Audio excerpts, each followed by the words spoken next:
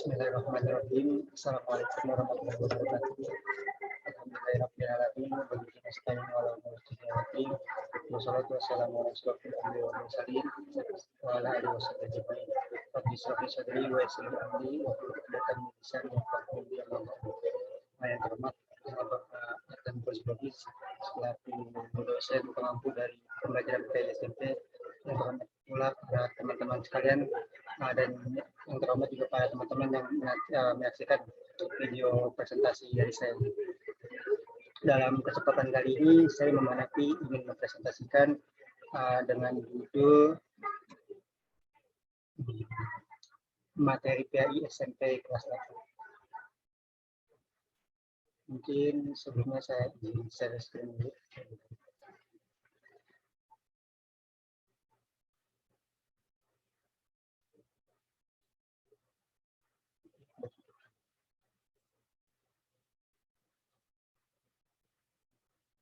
Dalam video kali ini saya akan sedikit mengulas mengenai materi-materi PAI SMP kelas 8.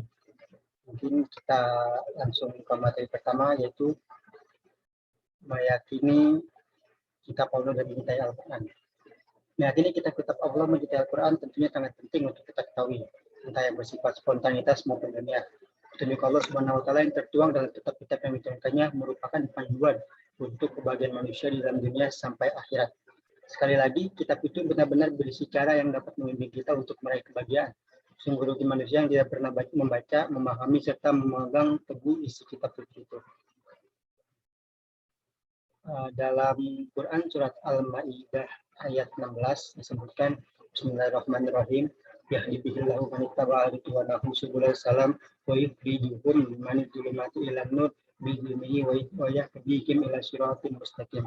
Yang artinya dengan kitab itulah Allah memberi petunjuk pada orang-orang yang mengikuti keridhaannya ke jalan keselamatan, dan dengan kitab itu pula Allah mengeluarkan orang itu dari gelap gulita pada cahaya dengan izinnya dan menunjukkan ke jalan yang lurus. Jadi pengertian kitab dari ayat ini merupakan Allah menunjukkan kitab kepada kaum sebagai petunjuk agar bagaimana kaum tersebut keluar dari zaman kegelapan menuju zaman cahaya atau menuju ke zaman terang benderang, seperti halnya Nabi Muhammad dengan Al-Qur'annya, sebagaimana Quran tersebut menjadi pedoman umat Islam dalam menjalani kehidupan di dunia maupun di akhirat kelak.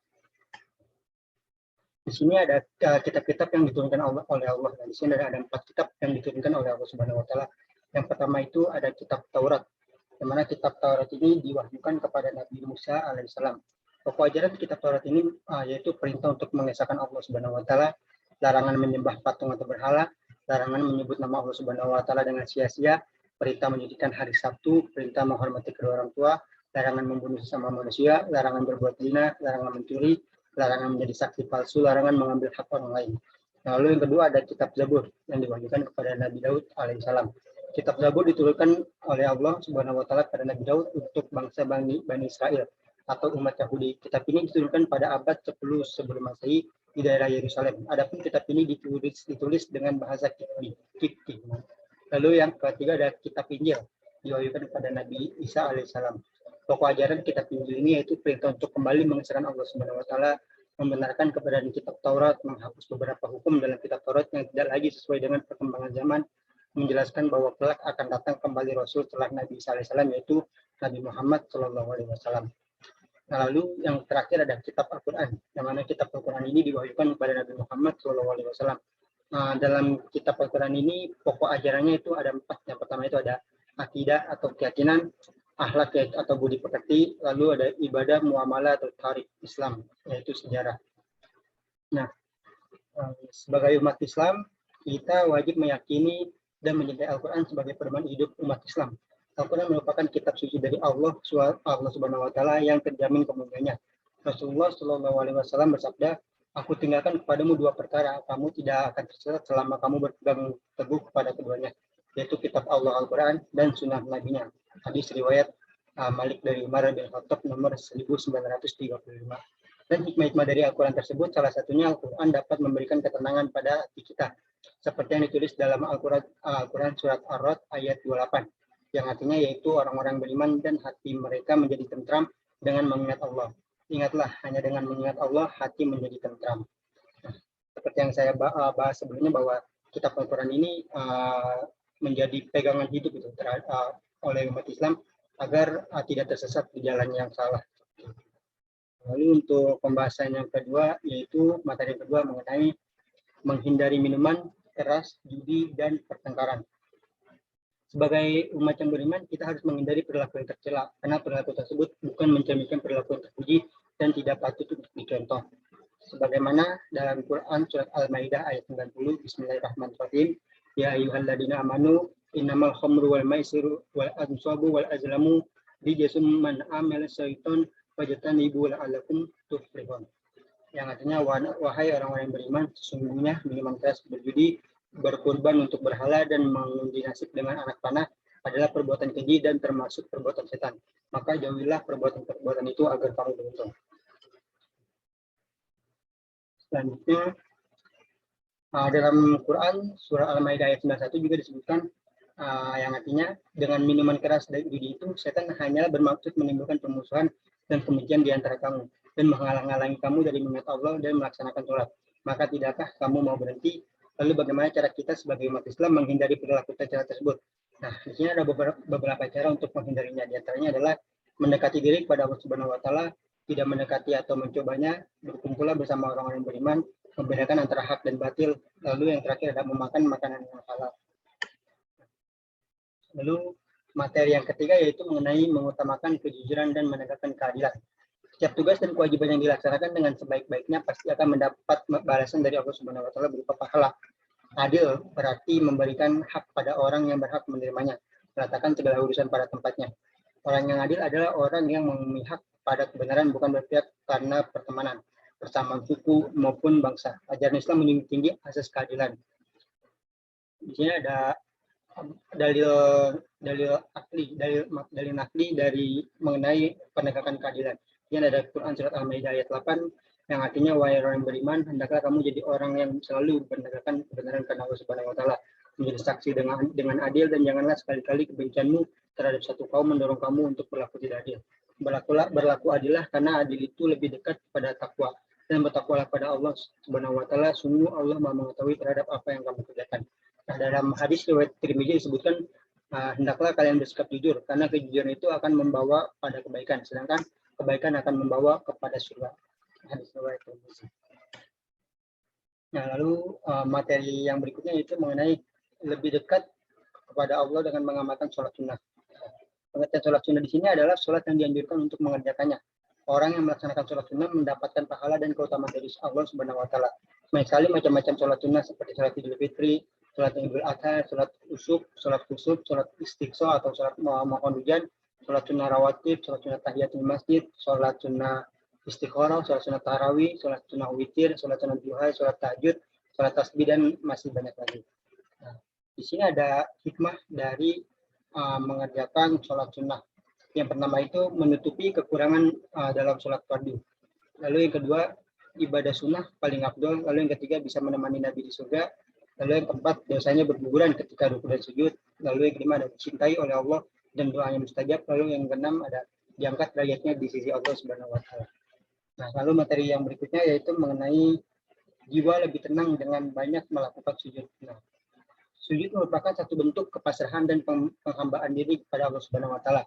Hanya pada Allah sajalah manusia itu boleh bersujud. Adapun kepada sesama manusia, kita diperintahkan untuk saling menghormati saja. Di dalam sholat fardu, setiap rakaat ada 2 kali sujud. Dalam sehari semalam, kita wajib sholat sebanyak 17 rakaat. Berarti kita telah melakukan sujud sebanyak 34 kali. Jika kita menambah dengan berbagai macam amalan sholat sunnah, akan lebih banyak kita bersujud kepada Allah Subhanahu wa taala. Nah, di sini ada macam-macam bentuk sujud. Yang pertama ada sujud syukur. Sujud syukur yaitu sujud yang dilakukan ketika seseorang memperoleh kenikmatan dari Allah atau telah terhindar dari bahaya. Ketika melakukan sujud syukur, ekspresi syukur itu tidak hanya terucap dalam lisan saja, namun juga dalam bentuk tindakan berupa sujud. Lalu ada yang kedua, ada sujud sahwi. Sujud sahwi ini adalah sujud yang dilakukan karena lupa atau ragu-ragu di dalam sholat. Sujudnya 2 kali dan dilakukan setelah membaca tahiyat akhir, sebelum salam dengan membaca Subhanallah la yanamu wa la yasmu. Artinya, maksudnya Allah yang tidak hidup dan lupa. Nah, lalu yang terakhir adalah sujud tilawah. adalah sujud yang dilakukan karena membaca ayat-ayat sajadah dalam Al-Quran ketika sholat maupun di luar sholat, baik pada saat membaca atau menghafal sendiri atau pada saat mendengarkannya. Hukum melaksanakan sujud tilawah ini adalah sunnah. Lalu materi berikutnya yaitu pertumbuhan ilmu pengetahuan pada masa Umayyah. Ada dua fase pada masa Umayyah, yaitu Daulah Umayyah di Damaskus dan di Andalusia. Yang pertama Daulah Umayyah di Damaskus. Daulah Umayyah berdiri selama 90 tahun, yaitu kisaran 1032 Hijriah sampai 661 Hijriah. Pendirinya bernama Muawiyah bin Abu Sufyan bin Harb bin Umayyah. Daulah Umayyah menjadikan Damaskus sebagai pusat pemerintahannya. Pada saat Daulah Umayyah diperintah oleh Al-Walid bin Abdul Malik, keadaan negara sangat tentram, makmur, dan tertib. Umat Islam merasa nyaman dan hidup bahagia. Di zaman Khalifah Umar bin Abdul Aziz, perluasan wilayah dilakukan ke negara Perancis melalui pegunungan Pyrenea. Selain kemajuan dalam bidang pemerintahan, ilmu pengetahuan juga dikembangkan pada masa itu. Perkembangan ilmu pengetahuan tersebut meliputi ilmu agama, ilmu sejarah dan geografi, ilmu pengetahuan bidang bahasa, dan bidang ilmu filsafat.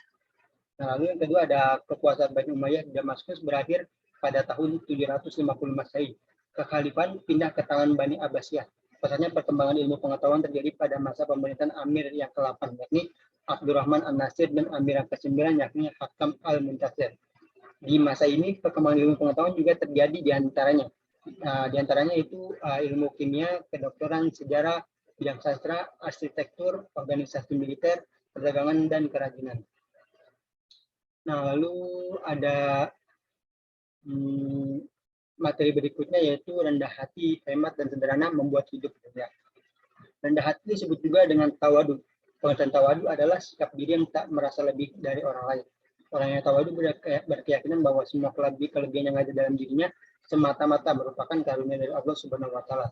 Dengan keyakinan yang demikian, dia merasa bahwa tidak sepantasnya kalau kelebihan yang dimiliki itu dibangga-banggakan. Sebaliknya, segala kelebihan yang dimiliki itu diterima sebagai sebuah nikmat yang harus disyukuri. Allah berfirman dalam Quran surat Al-Furqan ayat 63, yang artinya, adapun hamba-hamba Tuhan yang Maha Pengasih itu adalah orang-orang yang berjalan di bumi dengan rendah hati. Dan apabila orang-orang bodoh menyapa mereka dengan kata-kata menghina, mereka mengucapkan salam. Pengertian hemat sendiri yaitu adalah hemat yaitu berhati-hati dalam membelanjakan uang. Lawan dari sifat hemat yaitu adalah boros. Boros adalah membelanjakan uang tanpa perhitungan dan tidak memperhatikan kebutuhan. Adapun hidup sederhana didefinisikan sebagai hidup dengan tidak berlebihan atau sewajarnya saja.